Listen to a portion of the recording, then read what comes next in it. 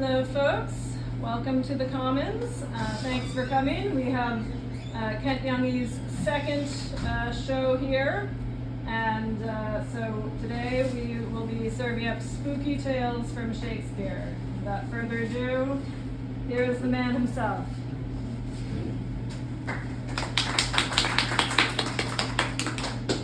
So, Shakespeare and Halloween. Certainly Shakespeare is full of witches and ghosts, and even some of the fairies are pretty scary in Shakespeare. So I'll give you some of that. But even more, I would like to focus on a central theme, which is that Shakespeare's audience experience the supernatural in a very different way than we do. Certainly, Shakespeare talks about the unnatural, the strange, and he's talking about the witches, ghosts, etc. But even though he was talking about the supernatural, it wasn't a far off, oh, that was a fun program to see. It wasn't about that. Shakespeare and his audience, for them, the supernatural was right here, right now. The ghosts, the goblins, the fairies, right here. So if John Cleese, let's say, in the 16th century had said, she turned me into a newt, he would actually believe that he had been turned into a newt. And the chances that he was going to get better, not good. So there's that ever-present quality in Shakespeare of the supernatural. Furthermore, for Shakespeare, whatever happened in the spirit world, or the gods and goddesses, the fairy king, the fairy queen, that had direct impact on life here. Sometimes catastrophic. And we will see a lot of that in Shakespeare's plays. And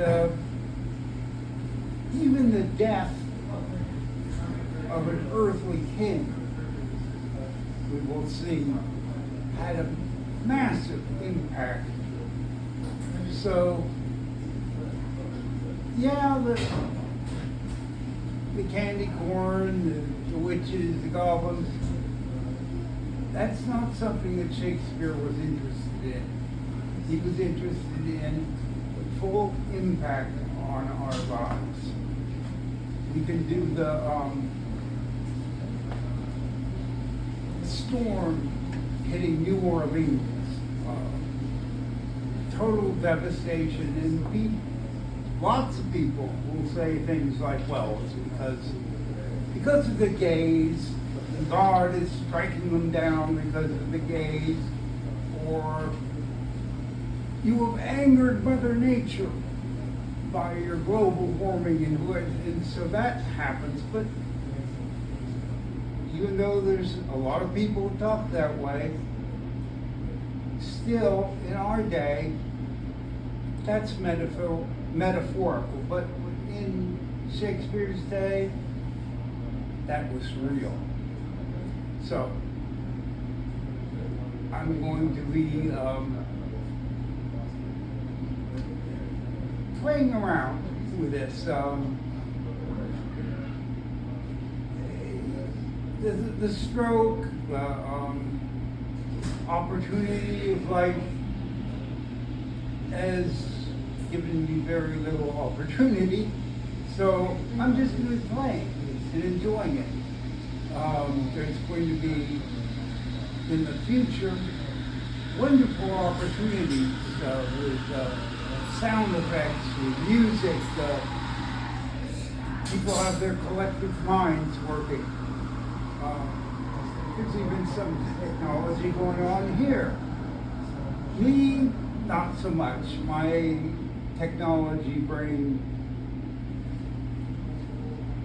is totally useless with a stroke. I'm just going to be making a lot of noises. And some of them are going to be silly, but that's okay. Now, the scary part is boom, boom, boom, audience participation. I'm going to be inviting you as the audience to help me make my silly noises. But it's going to be okay, I promise. It's going to be okay.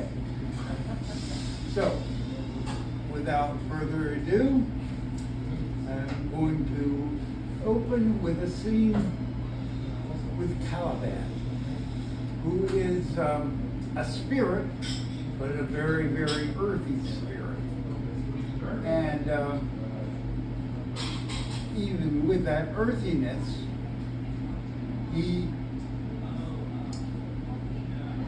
Prosper, the magician, has taken over the island, and he has taken poor Caliban and locked him in the earth. So he's really locked into his earthiness and is not too happy about it. This island is mine, by Syrax, my mother, and thou takest it from me.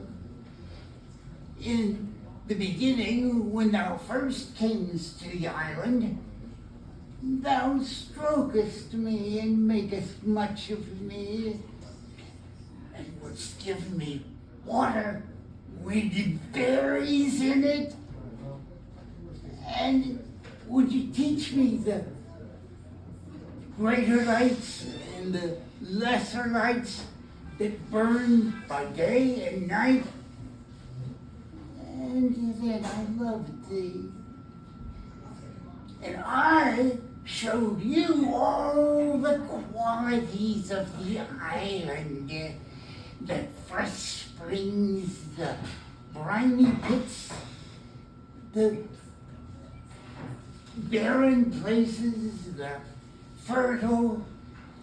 I taught thee all the places in the island, but curses on me that I did so. All the charms of Sycoracox, my mother, the toads, the beetles, the bats, fall on you. For I am all the subjects that you have. That first was my own king, and now you stay me in this rock and don't allow me to see the rest of the island. Now we have the grave digger. Dum da da dee, bum dee dee, da dee dee dee dee. With fire and fleet and candlelight, and Christ redeem thy soul. I have been a grave digger ever since the old King Hamlet defeated Fortinbras, which any fool can tell you was the very day that young Hamlet was born. He that is mad and sent into England because he was mad. He shall recover his wits there, or if he do not, it is no great matter. And he won't. His badness will not be seen there in England. In England, the man are as mad as he.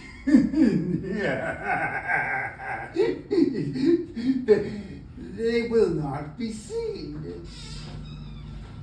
His madness came about very strangely. How strangely? Even by losing his wits.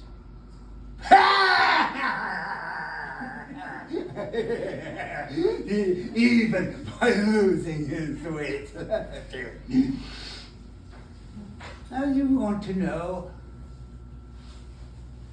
how long can a man lie in the earth ere he rot? Well, if he be not rotten before he die, as is the case with many a poxy corpse, he will last 8, 9 years. Tanner will last you 9 years because of his trade. Tanner is so tanned his skin that he keeps all the water out, and your water is a sore indicator of your horse undead body.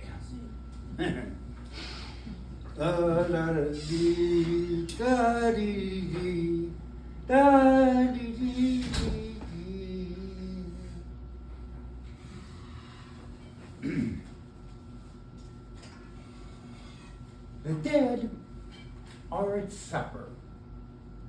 Oh, well, not where they eat, but where they are eaten.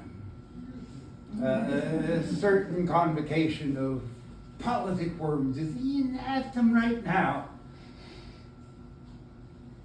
The worm is your only emperor for diet.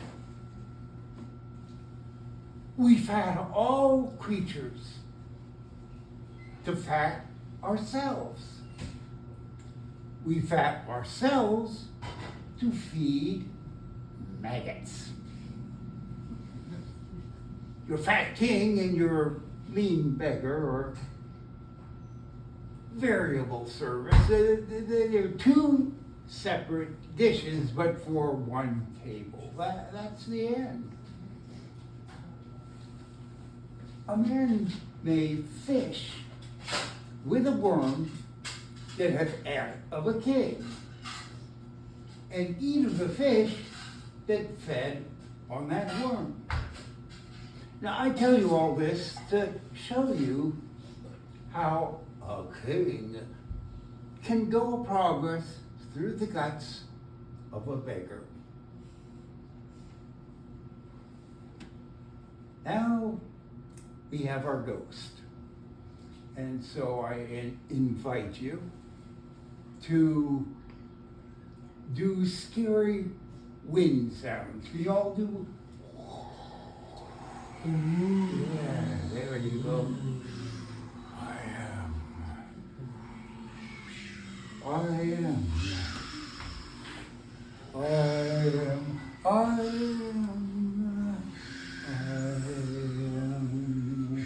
I am thy father's spirit, doomed for a certain term to walk the night, and during the day, fasting in fires which burn him and burn me and purge me of the evils that I did in my days of nature, and thus are purged away.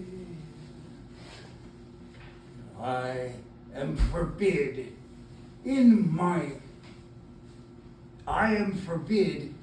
to tell the secrets of my jailhouse. But if I were not, I would tell you a tale. I would make a tale unfold that even the slightest words would stir thy young spirit, would keep thee from thy blood, it would spout out your eyes, and would then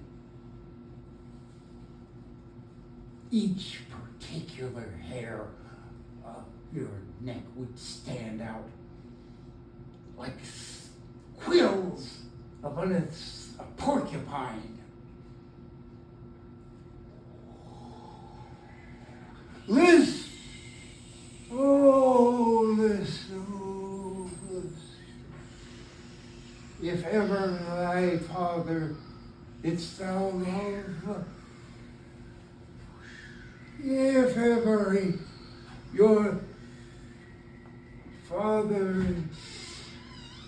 as life was one that thou loved, then wilt thou avenge his foul and unnatural murder. Murder, foul and unnatural. This, noble youth, I will tell thee. The one, the serpent, that stung thy dear father's life, now wears his crown. Yes, thine uncle, the incestuous and adulterous beast. Oh, wicked uncle, that has the power to seduce my so-called loving wife. This thou must avenge. Promise. Swear that thou wilt avenge. And I, sleeping, was by a brother's hand, dispatched of queen, life of crown, cut off in the blossom of my sin. Oh, horrible! Most horrible! Horrible! Most horrible! Horrible! Most horrible! Horrible! Most horrible!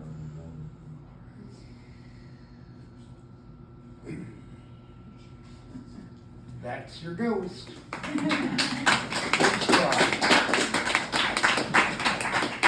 It will get better. Now, I will give you the pleasure of seeing me as the Queen of Fairies. But before that, I'm going to send a shout out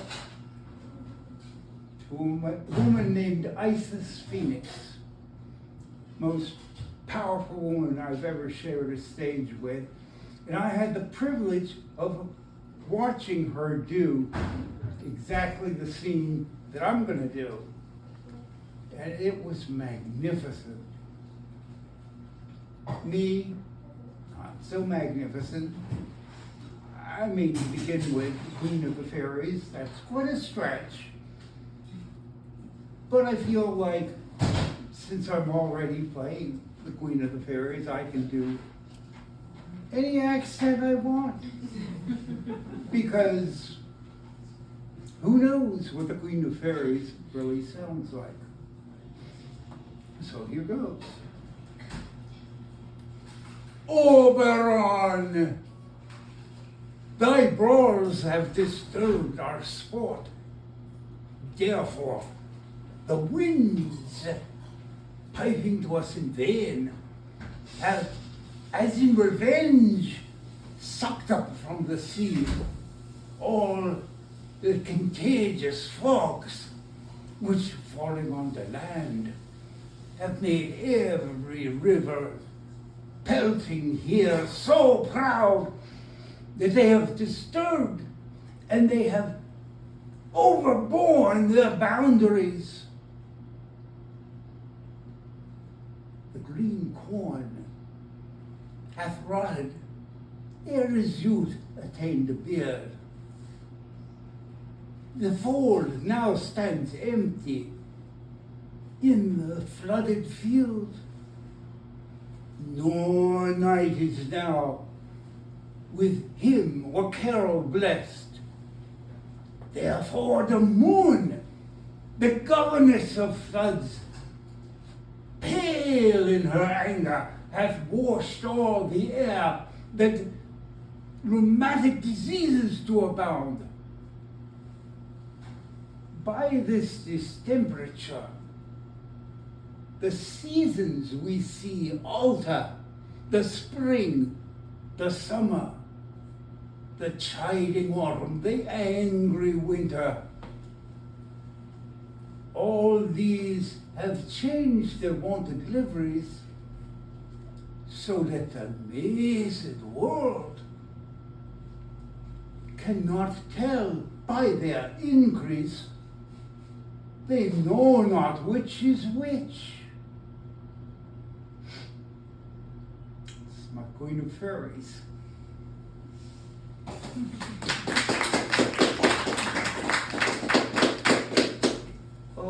We're gonna get you a tiara next time.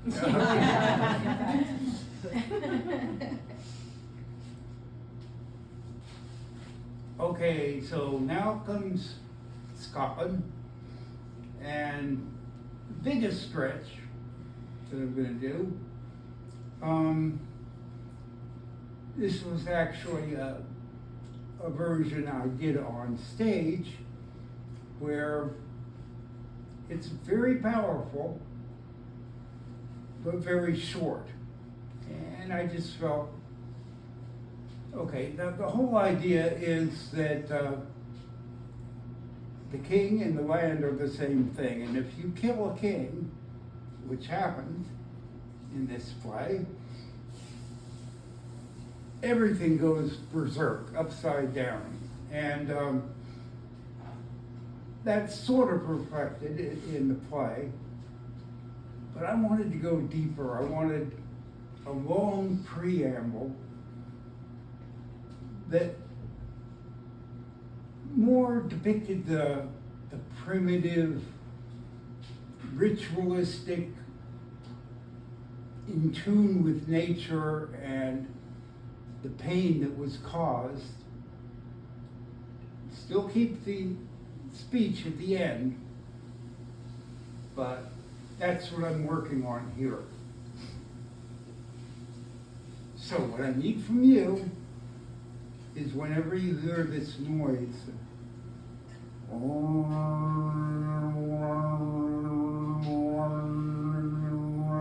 that's a didgeridoo.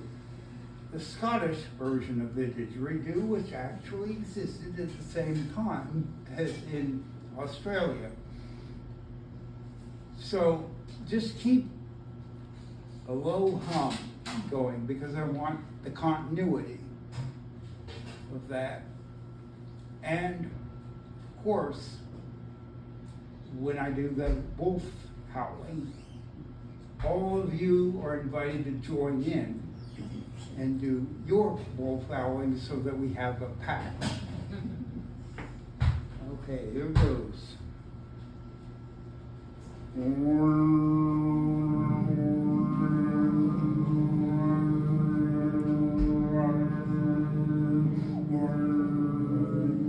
The king and the land are one. As the king lives, so lives the man, the land. And as the king dies, so dies the land. The king and the land are one.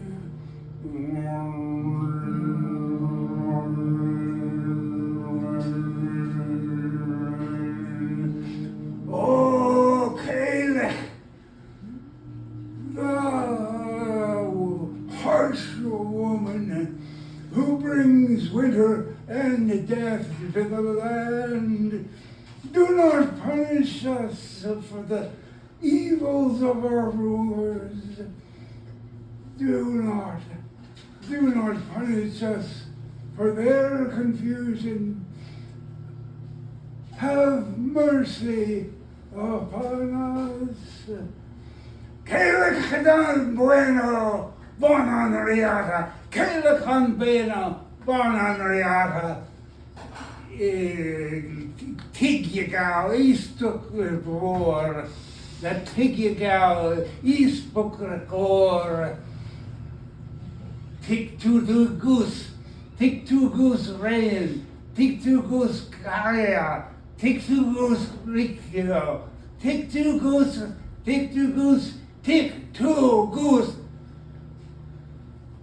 Raelion.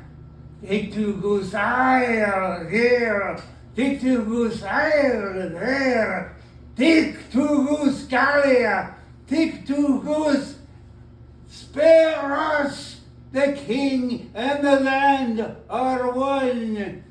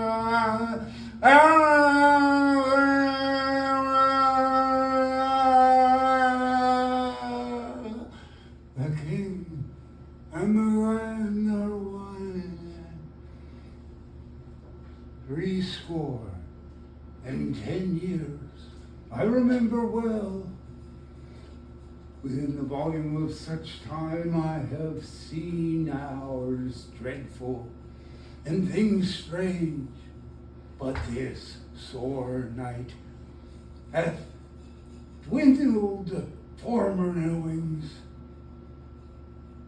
is most unnatural, even like the death of our king.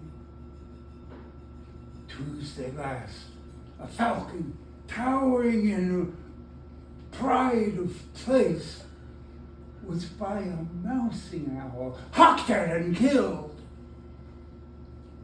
Duncan's horses, a thing strange and certain, beauteous and swift, the minions of their race, broke their stalls, flung out in defiance of obedience, as if to make war on all mankind.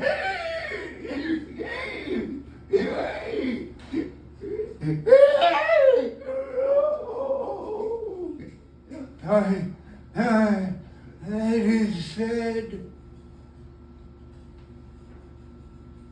they ate each other.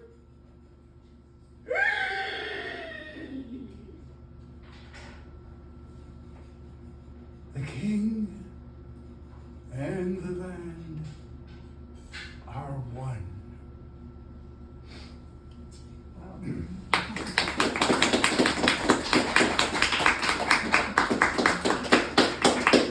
Hopefully with sound effects, we can do something a little more realistic. Horses sound more like a pterodactyl, but be that as it may. Now let's hear from Casca, Julius Caesar. Are you not moved when all the sway of the earth shakes like a thing unfirm? I've seen tempests where the scolding winds have rived the twisted oak. I have seen the ambitious ocean sway and rage and foam to be exalted with the threatening clouds. But never have I seen tonight, never until tonight, have I been through a tempest dropping fire. Either there is civil unrest in heaven, or the earth, too saucy with the gods, has incensed them to send destruction. So now we have the Queen of the Fairies, the old Scottish guide,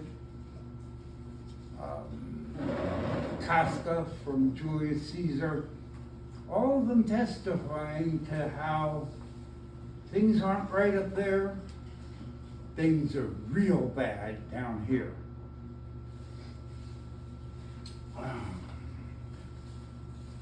So my next scene.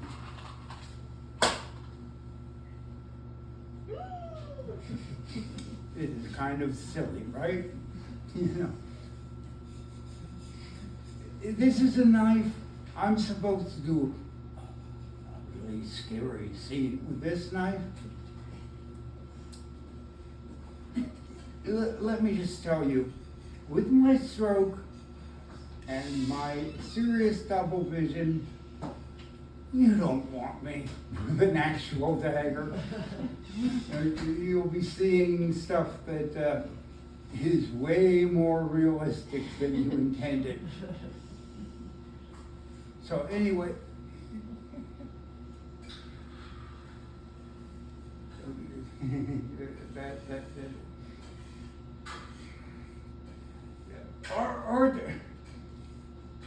art thou a dagger of the mind, a false creation from the heat of perfect brain? Mine eyes are made to be a fool to the other senses, else worth all the rest. My eyes are made the fool of the other senses. There's no such thing. Bloody business that inflict mine eyes.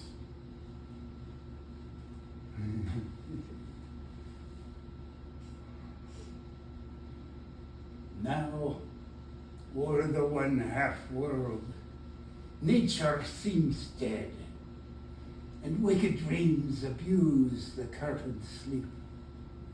Witchcraft celebrates pale Hecate's offerings, and withered murder, alarmed by his sentinel, the wolf, whose howls his watch, thus with his stealthy pace, with Tarquin's ravishing strides, towards his design moves like a ghost. O thou sure and firm set earth, hear not my steps where they walk, for fear thy very stones prate of my werewood, and remove the present horror from the deed which now suits with it. Whilst I threat, he lives. Words to the heat of deeds, too cold breath gives.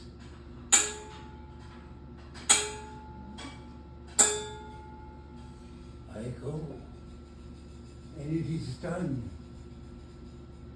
The bell invites me. Hear it not, Duncan, for it is a knell which summons thee to heaven or to hell.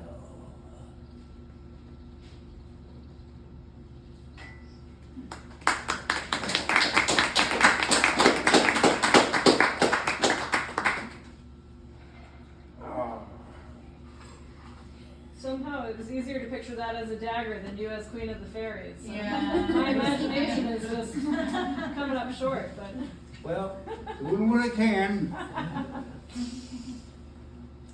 Now, in another part of the castle, there is sleeping a very hung-over gatekeeper. And I love this fellow because I think he's very special. He is part of a long-standing tradition of the fool or the court jester. Even though he doesn't in this play have any direct contact with the evil king, still he has that privilege of being able to be very enigmatic in his speech and very foul, occasionally saying things which, if the king were paying any attention, really go against the king. So he has that court jester, that the fool that gets away with things. He's part of that tradition. So even though you can look at him as being comic relief in a very unfunny play, still he has a very specific message for Macduff, who comes to visit. Welcome to hell. Not just hell because Macduff is about to discover that somebody has murdered the true king, which I gotta say is a real buzzkill. But also, he is telling him that it doesn't matter if you are drunk or you're used to just coming up with any truth which happens to suit you, or you're confused by witches. Still, when push comes to shove, at your core, you know what's right and wrong. And you will be judged by what's right and wrong after death. So, here is the hungover porter.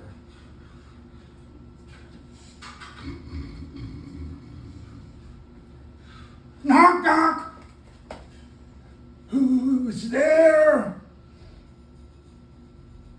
There's a knocking indeed. Anon! Anon! Heaven or hell. I will tell you, hell, if I was a gatekeeper in hell, devil after devil after devil, I would go old just turning the key.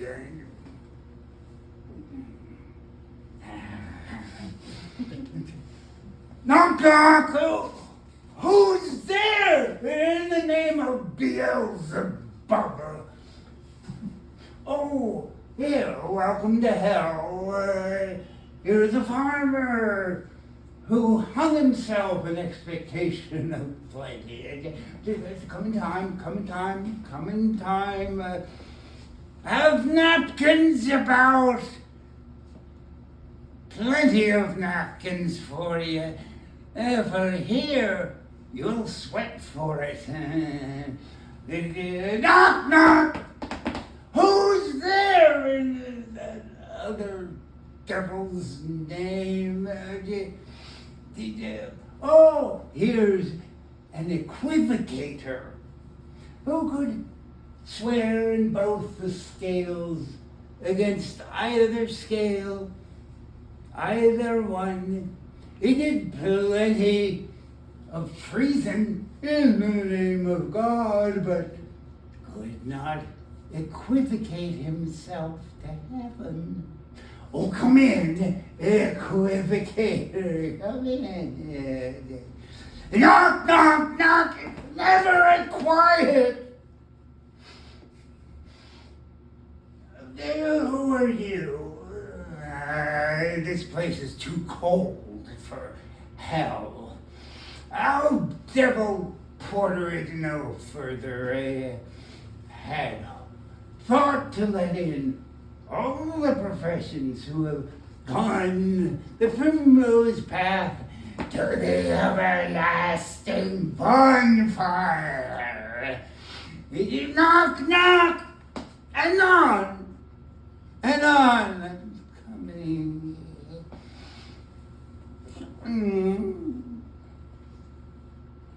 Remember the porter? Well, why, yes. We were carousing until the second cock. Strong drink is a great provoker of three things. Nose painting, sleep, and urine. Lechery, sir. Lechery.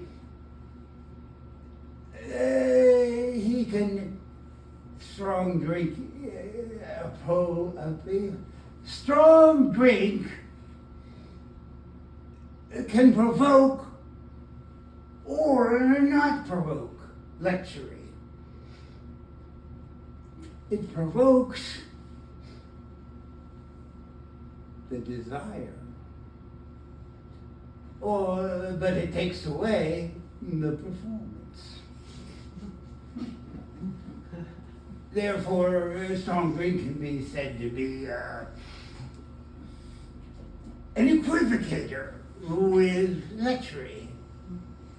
It makes him, or it mars him, makes him set to, or takes him off. It persuades him, or disheartens him, makes him stand to, not stand to. In conclusion, it equivocates him in his sleep, and giving him the lie, leaves him.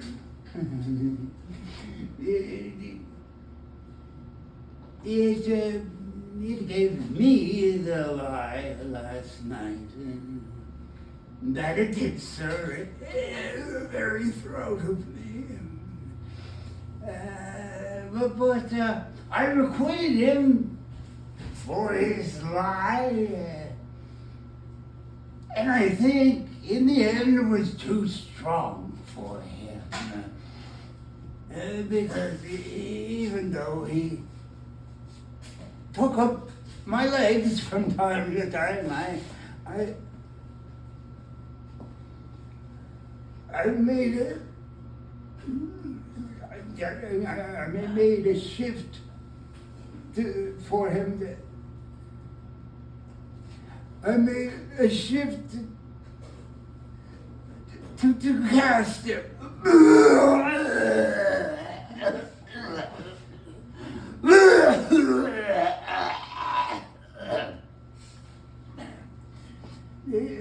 You seek my master, he's coming. No, indeed. Welcome to hell.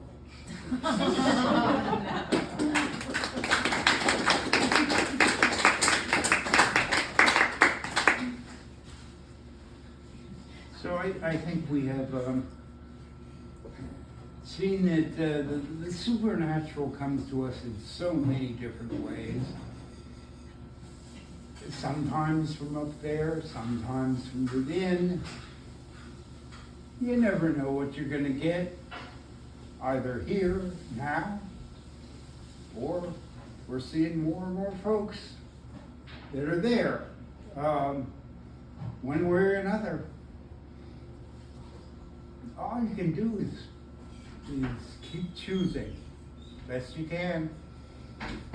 And remember the advice that Hamlet himself gives, that you just gotta be ready for anything. There's a certain providence in the fall of a sparrow. If it be now, then it is not to come. If it is not to come, then it will be now. If it be not now, then it will come. The readiness is all. Thank you.